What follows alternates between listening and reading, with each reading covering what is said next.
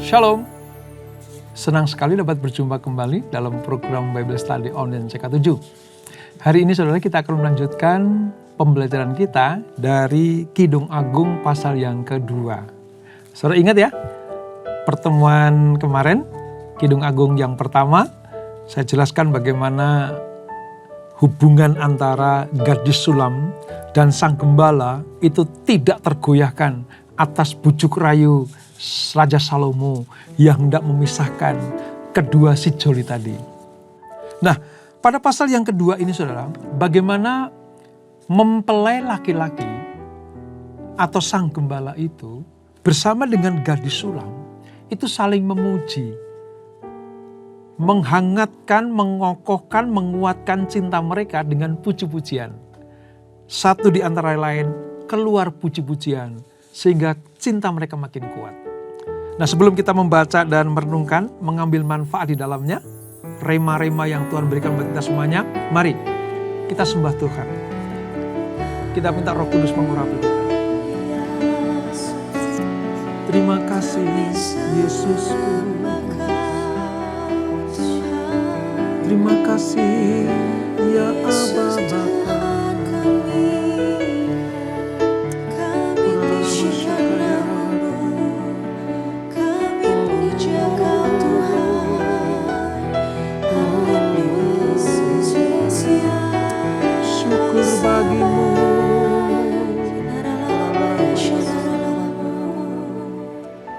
Terima kasih Tuhan, Allah yang ajaib. Yesus kami puja, Amin. kami sembah sebagai Raja, berdiri di tengah kami, ditinggikan dan dipuji. Yesus kami puja, kami sembah sebagai Raja,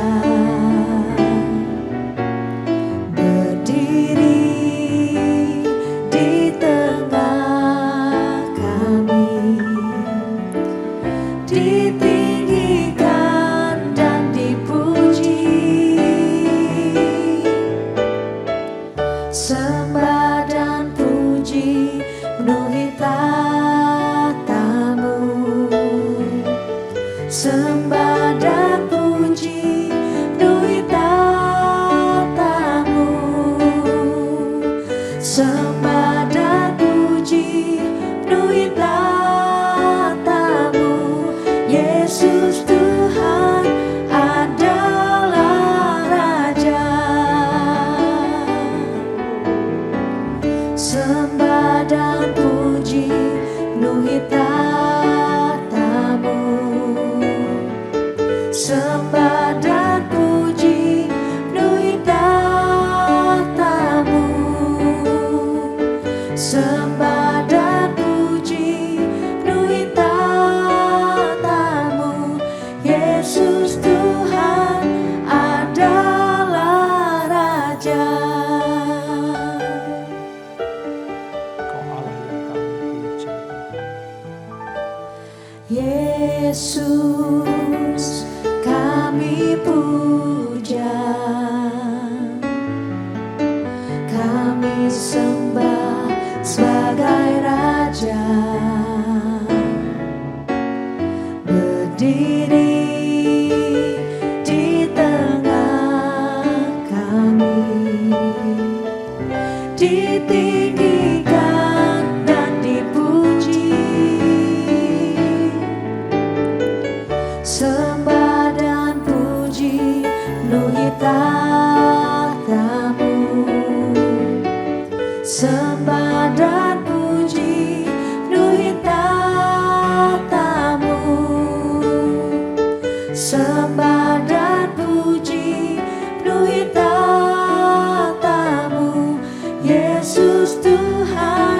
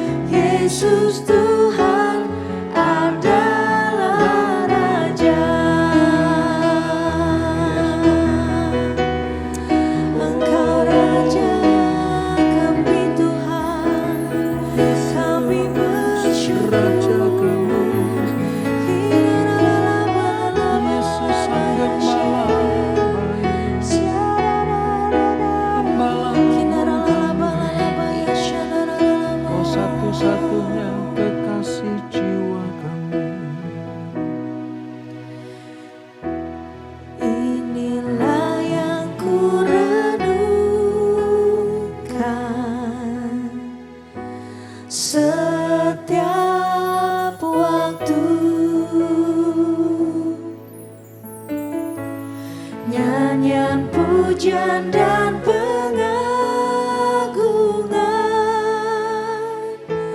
kepadamu.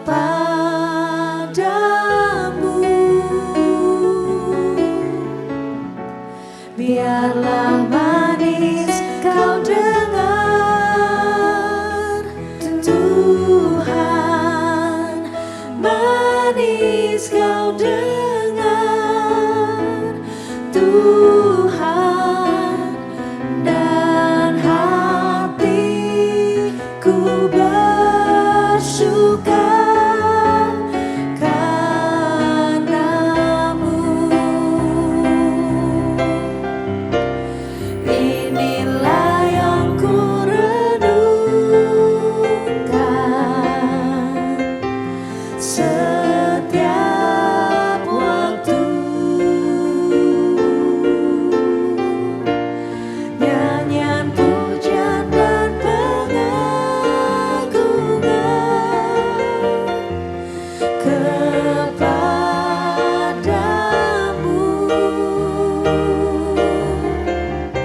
Biarlah manis kau dengar, Tuhan, manis kau dengar, Tuhan, dan hatiku bersuka karena-Mu. Dan hatiku bersuka, dan hatiku bersuka, dan hatiku bersuka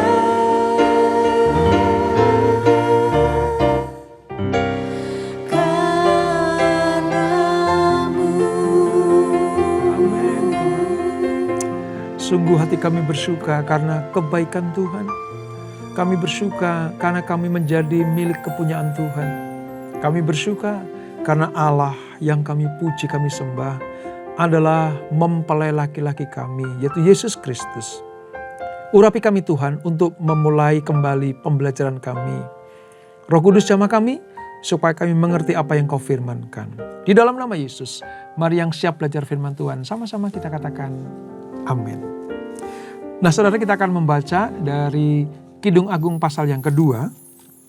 Seperti saya katakan tadi bahwa mempelai laki-laki dan mempelai perempuan, yaitu gadis sulam dan sang gembala, itu saling memuji.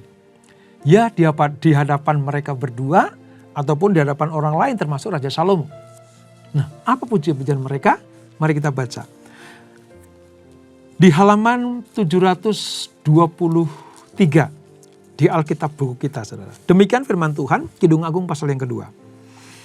Bunga mawar dari Saron aku, bunga bakung di lembah-lembah. Seperti bunga bakung di antara duri-duri, demikianlah manisku di antara gadis-gadis. Seperti pohon apel di antara pohon-pohon di hutan, demikianlah kekasihku di antara teruna-teruna. Di bawah naungannya aku ingin duduk, buahnya manis bagi langit-langitku. Telah dibawanya aku ke rumah pesta, dan panjinya di atasku adalah cinta. Kuatkanlah aku dengan penganan kismis, segarkanlah aku dengan buah apel, sebab sakit asmara aku. Tangan kirinya ada di bawah kepalaku, tangan kanannya memeluk aku. Kusumpahi kamu putri-putri Yerusalem, demi kijang-kijang atau demi rusa-rusa betina di padang. Jangan kamu membangkitkan dan menggerakkan cinta sebelum diingini. Di pintu mempelai perempuan. Dengarlah kekasihku, lihatlah. Ia datang melompat-lompat di atas gunung-gunung, meloncat-loncat di atas bukit-bukit. Kekasihku serupa kijang atau anak rusa. Lihatlah, ia berdiri di balik dinding kita, sambil menengok-nengok melalui tingkap-tingkap dan melihat dari kisi-kisi.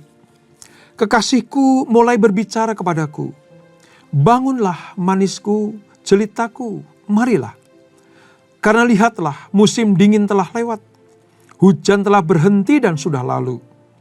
Di ladang telah tampak bunga-bunga, tibalah musim memangkas. Bunyi tekukur terdengar di tanah kita. Pohon ara mulai berbuah, dan bunga pohon anggur semerbak baunya. Bangunlah manisku, jelitaku, marilah. Merpatiku di celah-celah batu, di persembunyiannya lereng-lereng gunung. Perlihatkanlah wajahmu, perdengarkanlah suaramu, sebab merdu suaramu dan elok wajahmu. Tangkaplah bagi kami rubah-rubah itu, rubah-rubah yang kecil, yang merusak kebun-kebun anggur, kebun-kebun anggur kami yang sedang berbunga. Kekasihku, kepunyaanku, dan aku kepunyaan dia, yang menggembalakan domba di tengah-tengah bunga bakung. Sebelum angin senja berhembus dan bayang-bayang menghilang, kembalilah kekasihku. Berlakulah seperti kijang atau seperti anak rusa di atas gunung-gunung tanaman rempah-rempah. Saudara, yang kita baca ini adalah sebuah ungkapan cinta dari sepasang kekasih.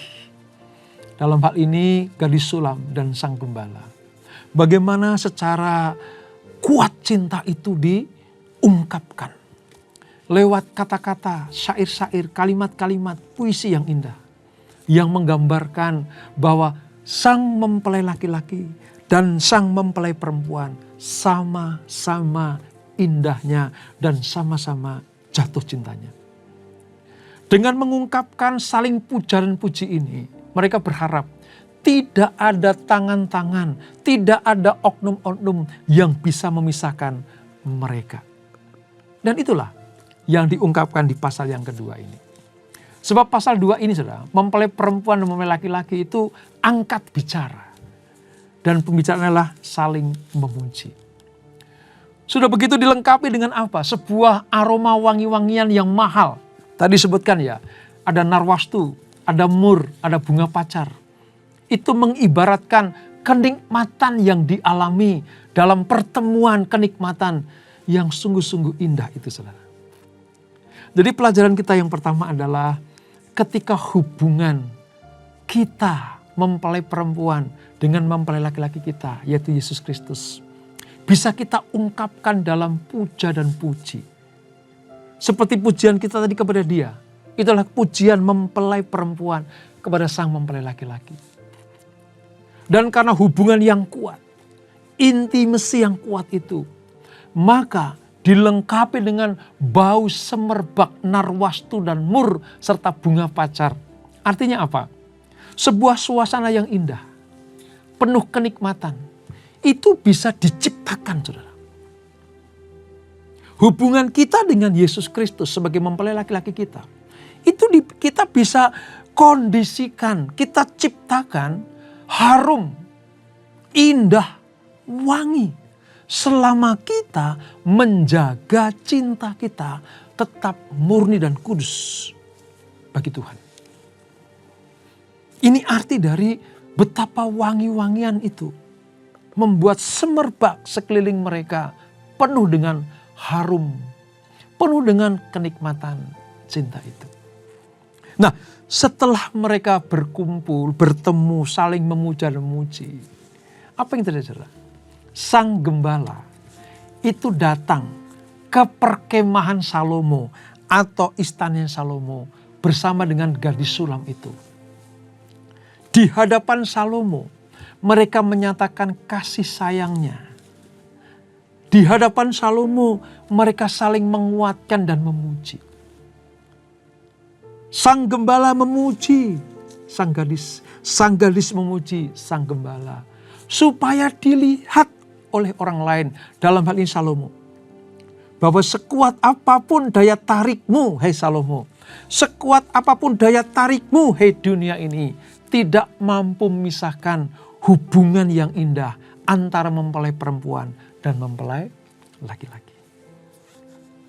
Si gadis meyakinkan kepada sang gembala bahwa hanya dialah satu-satunya cinta abadinya. Gadis sulam meyakinkan di hadapan Salomo kepada sang gembala bahwa cintanya tidak tergoyahkan. Sehebat apapun tawaran Salomo, sehebat apapun tawaran raja yang agung itu, tidak mampu memisahkan gadis sulam dengan kang gembala itu. Saudara, dalam hal ini Salomo mengutarakan dalam kitab Kidung Agung ini, saudara. Lihat, ada orang yang sekuat ini cintanya. Ada seorang gadis yang begitu polos dari desa, ya, tetapi dia mempertahankan komitmen cintanya kepada sang gembala, kekasih sejatinya. Salomo secara tidak langsung sedang memberikan peringatan buat kita semuanya. Allah sedang mencari orang-orang seperti gadis sulam ini, yang mempertahankan iman, kepercayaan, kasihnya, cintanya, ya, hanya kepada satu-satunya kekasih jiwa, yaitu Sang Gembala Agung, Yesus Kristus. Allah sedang mencari orang seperti itu, saudara. Kalau Allah menemukan gadis sulam itu, maka saya berdoa, kita semua berdoa, biarlah karakter gadis sulam juga ada di dalam karakter saudara dan saya. Bujuk rayu sekuat apapun dunia ini tidak mampu memisahkan kita dari kasih Kristus. Bukankah itu sebuah ungkapan indah? Ungkapan yang luar biasa mesranya. Ayo, lakukan itu, saudara. Di tengah dunia, kesaksian hidup kita yang memiliki hubungan intim dengan Yesus Kristus. Saksikan. Perkatakan itu. Tampakkan dan tampilkan. Seperti gadis sulam dan gembala itu. Menampakkan cintanya. Menceritakan kasihnya. Penuh kemesraan itu di hadapan sang raja. Dan saya yakin juga di hadapan para putri-putri Yerusalem, termasuk putri-putri Sion. Itulah yang diharapkan Tuhan. Membeberkan hubungan yang indah dan sejati antara mempelai laki-laki dan perempuan. Nah, sewaktu berbicara kepada putri-putri Yerusalem, saudara. Ya, tadi kepada Salomo, kepada putri-putri Yerusalem. Si gadis sulam ini membandingkan kekasihnya dengan pohon buah-buahan di antara pohon-pohon yang ada di hutan itu.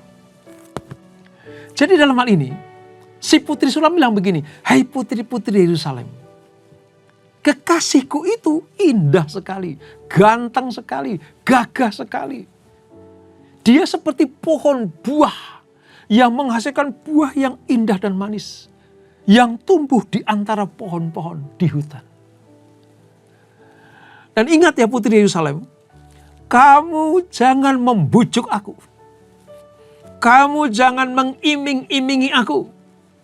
Jangan pernah membangkitkan cinta sebelum diingini. Jangan berupaya untuk memunculkan cinta, mempraktekkan cinta yang tidak aku ingini.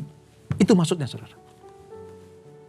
Kalian tahu, aku sudah punya pangeran. Aku sudah punya sang gembala. Aku punya kekasih sejati. Dengarkan, hai putri-putri Yerusalem. Dia elok. Dia sangat tampan. Oleh sebab itu, bujuk rayumu, ya, iming-imingmu tidak mempan kepadaku. Makanya kamu jangan membuat aku jatuh di dalam dosa. Jangan membangkitkan cintaku sebelum diingini. Wah, itu kalimat syair yang luar biasa, saudara. Gadis sulam sedang memberikan sebuah teladan bagi kita semua. Nanti suatu saat aku akan bersanding dengan mempelai laki-lakiku. Inilah waktunya cinta itu dipraktikkan. Inilah waktunya cinta itu menjadi matang. Jadi cinta-cinta yang lain, cintaku kepada yang lain, itu tidak akan pernah bisa dibangkitkan. Tidak ada selera dengan yang lain. Seleraku cuman kepada sang gembala itu. Itu isi hati gadis sulam yang diceritakan kepada putri-putri Yerusalem yang ada di lingkungan kerajaan Salomo tadi, saudara. Wow. Kalau kita mengerti hal ini, saudara, Kidung Agung itu bukan sekedar ungkapan cumbu rayu seorang kekasih saja, tetapi memiliki arti yang dalam sekali. Dalam sekali. Tuhan mau kita memiliki hubungan yang sangat intim dengan Yesus Kristus, Gembala Agung kita. Jangan dikatakan, saudara. Gadis sulam tadi berkata begini, semalam-malaman, sepanjang hari, selama jam-jam malam, ia tetap merindukan kekasihnya, yaitu Sang Gembala. Dan ia menginginkan, menasehatkan kepada putri-putri Yerusalem, kalian jangan ganggu kami. Itu intinya. Jangan coba-coba mengungkit-ungkit, merusak hubunganku dengan Sang Gembala. Wow, ini cinta yang kuat sekali yang digambarkan dari gadis sulam kepada Sang Gembala. Nah, saudara, Alkitab membicarakan semua aspek kehidupan manusia.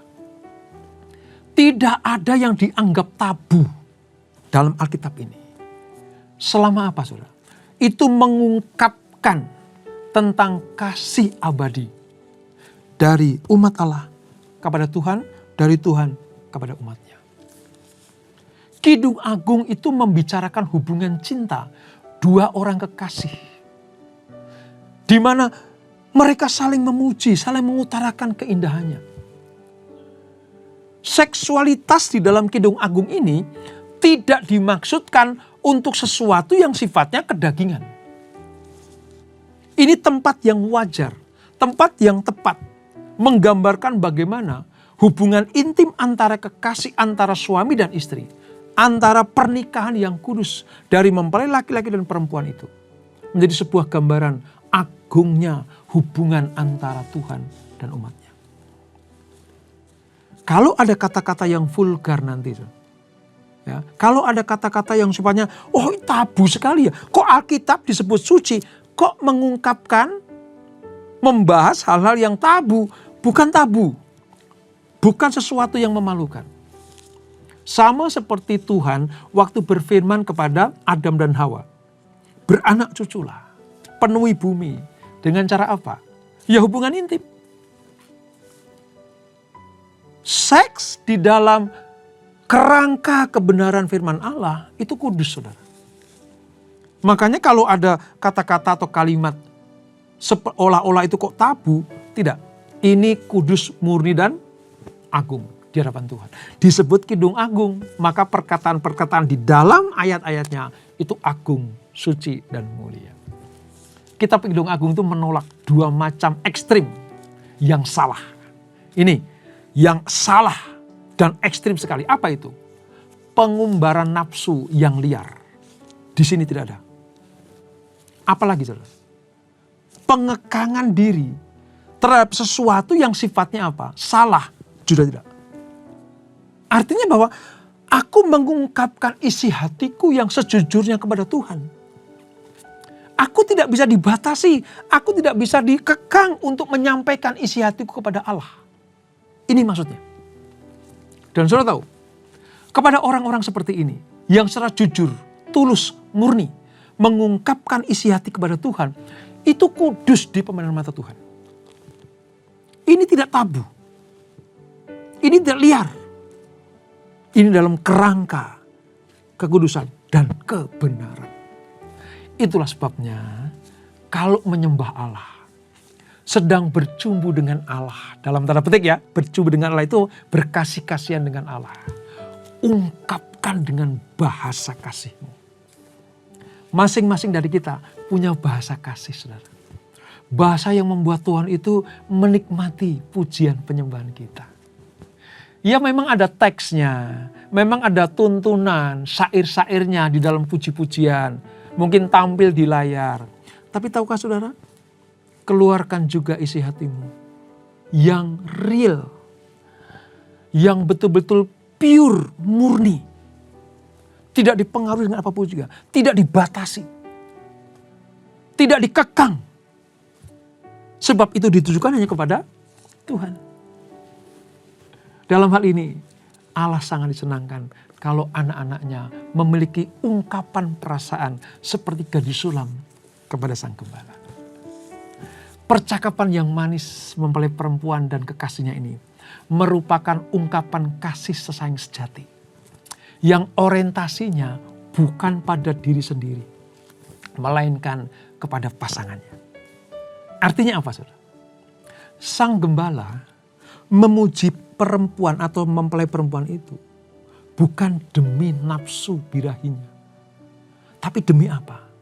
Demi wanita sulam itu, supaya tidak terjerumus ke dalam godaan Raja Salomo, putri-putri Yerusalem, dan putri-putri Sion. Menggambarkan apa? Dunia. Jadi cintanya sang gembala kepada putri Sion, gadis sulam itu bukan untuk dirinya sendiri, tapi demi keselamatan juga putri sulam itu. Sebaliknya, sang putri sulam ini memuji-muji sang gembala juga apa? Demi keagungan.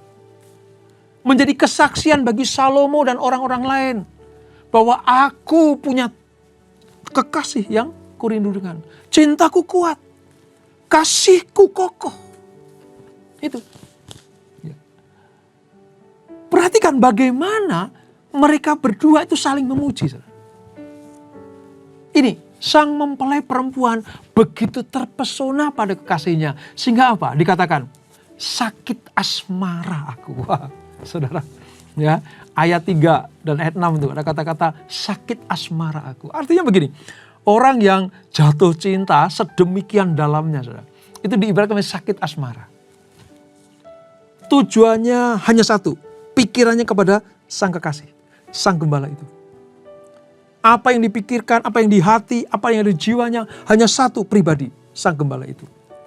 Demikianlah kita sebagai orang-orang percaya, mempelai Kristus. Pernahkah saudara jatuh cinta kepada Tuhan Yesus sampai diibaratkan sebagai sakit asmara, saudara? Ini satu kalimat yang luar biasa ya, kita temukan ini.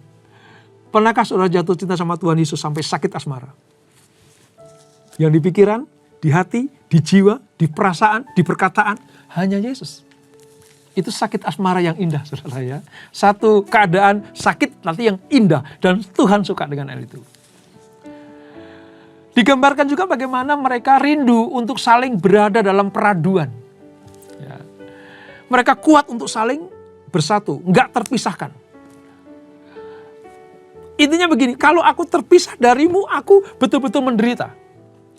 Aku dihalang-halangi ketemu dengan engkau, aku betul-betul sangat susah hati. Itu disebut sakit asmara, itu seperti itu, saudara. Ya. Jangan sampai ada orang yang menghalangi, hei putri Yerusalem, hei putri Sion, termasuk Raja Salomo. Jangan coba-coba mengganggu hubunganku dengan sang gembala. Aku sakit asmara dengan sang gembala. Wow, luar biasa, saudara. Dan saya akan tutup dengan sebuah pengertian begini. Kata-kata jangan membangkitkan cinta sebelum diingini, atau menggerakkan cinta sebelum diingini. Itu diartikan sebagai apa, saudara? Disiplin diri. Untuk tidak hanyut pada keinginan atau kebutuhan biologis semata. Gadis sulam berkata, ada waktunya nanti, aku akan bersanding dengan mempelai laki-laki. Ada waktunya nanti, aku akan ada di dalam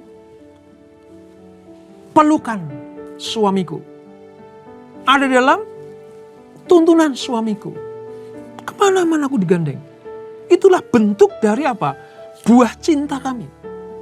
Makanya kamu jangan tarik aku. Aku gak mau. Pokoknya aku gak mau. Aku betul-betul disiplinkan diriku untuk fokus kepada sang gembala itu. Itu namanya jangan membangkitkan cinta kepada siapa saja. Yang tidak aku ingini. Aku hanya ingin sang gembala. Aku sakit asmara kepada dia. Itulah saudara. Mengapa sebabnya kita perlu mengerti. Setiap syair, setiap puisi, setiap sastra ini. Supaya kita mendalami, oh itu toh yang Tuhan kehendaki. Oleh sebab itu, kalau saudara sudah punya kekasih sejati yaitu Yesus Kristus, jangan mau dipisahkan dengan apapun juga. Sekali Yesus, tetap Yesus. Dan itulah Kidung Agung pasal yang kedua. Kita berdoa. Bapak terima kasih untuk anugerah-Mu. Kami mengerti sekarang bagaimana merawat cinta kami kepada Engkau. Menjaga, memagari itu. Kami tidak mau keluar dari rancangan-Mu. Kami mau disiplinkan diri kami. Bahkan kami mau seterusnya dalam keadaan apapun juga sakit asmara dengan Tuhan. Artinya tidak bisa dipisahkan dari Tuhan. Tidak bisa diganti dengan apapun juga hubungan kami dengan Engkau. Seperti hubungan-Mu dengan kami tidak mau tergantikan. Demikianlah kami mau tetap setia kepada-Mu. Terima kasih untuk pelajaran yang indah ini ya Tuhan. Berkati anak-anak-Mu semuanya. Supaya mereka setia mengabdi kepada Sang Mempelai laki-laki yaitu Yesus Kristus. Sebelum kami berpisah, kami siapkan hati kami terima berkat yang daripada-Mu. Kekasih-kekasih Kristus arahkan hatimu kepada Tuhan. Terimalah berkat kasih anugerah dari Allah Bapa yang berlimpah-limpah.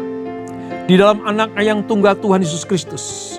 Dan persekutuan yang manis dalam Roh Kudus menyertai kita semuanya. Mulai saat ini sampai Maranatha. Yesus datang yang kedua kali menjemput kita semuanya. Bertemu di awan-awan yang permai. Menikmati kemuliaan kekal sampai selama-lamanya. Yang diberkati sama-sama kita katakan amin. Tuhan Yesus memberkati.